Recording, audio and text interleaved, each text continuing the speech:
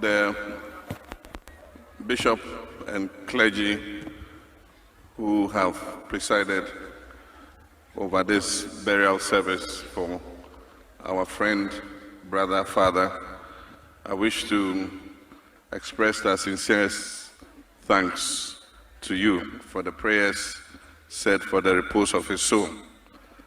I think that the sermon and the service is the main reason for why we're gathered here, because today our friend and brother AB doesn't need anything else from us, just prayers that God would open paradise to him. And so I want to thank you very much, but also to express my sincerest condolence to his widow, his wife, the children, and immediate family for the loss of their relative, their father.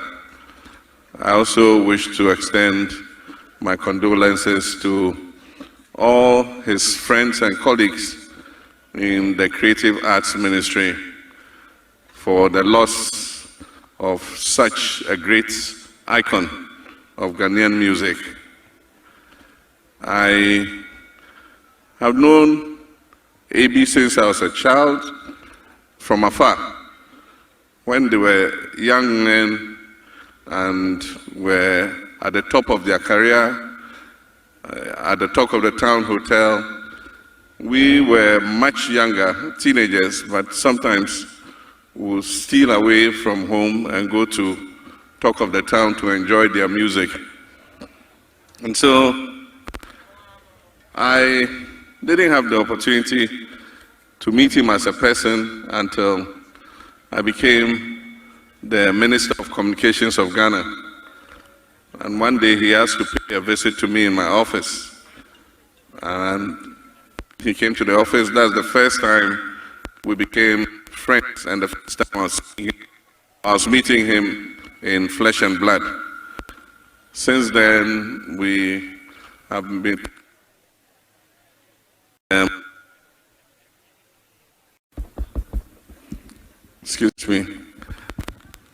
Since then, we maintained a contact, and when I became president, he came to me and expressed concern about his colleagues who had grown in age, were no longer able to play, and were living a very difficult life. And that is what eventually brought about the collaboration we had with Musica to set up an aging musicians fund. And I remember that as president, we made a budgetary allocation at that time of 1 million cedis as seed money for the fund, which was released to Musica. I had a personal relation in later years with AB, and anytime I met him, I used to tease him about an incident that happened in Bolga.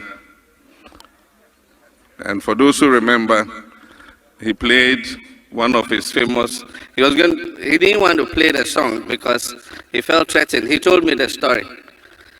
And so when the concert was ending, people had paid, they had danced, he had played all his popular songs, Moses, everything. But there was one song he was afraid to play. And so they walked up to him. He said he was playing the last song, they've closed, and then he mentioned a different song. And so they walked up to him and said, "Hey, you know how we Northerners speak tree?" He said, "Hey, Bogamno."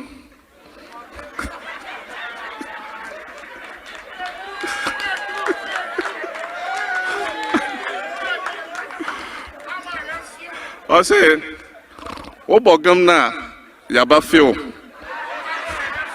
One Bogamna, Yabafio." And so the Bogamno Nyamfio. he told me it was a very sad day in his life. They destroyed his instruments, beat he and his band boys, and he has never forgotten that. And so I met him at a funeral for a common friend of ours, and he had been contracted to play at that funeral. And so I wrote a list of 5 songs, and I sent it to him, and I said, Abi, I want you to play these songs for me. And of course, the first one was Atia. And then he said, Mr. President, you know, after Atia, I've stopped playing it. The second one was Moses. And he said, Mr. President, this one too, I beg you. The age I've reached, God can call me anytime. And I want to prepare my soul to go and meet him. So I beg you, Moses too, I can't play it. But he played all the other popular songs that we know. And we're all sad that he's passed. I was one of the first the family called when he collapsed at the US Embassy, because they know the relationship between him and I. And so I visited him twice in the hospital. And I must say that if money could have bought his life, he would not be dead. We did everything possible. But when the time comes, there's nothing you can do. And so on this occasion, I wish to extend my sincerest condolences again to his family and all his colleagues in the music industry and all those who loved him, and ask God to give him peaceful rest in heaven. I thank you all very much. Thank you.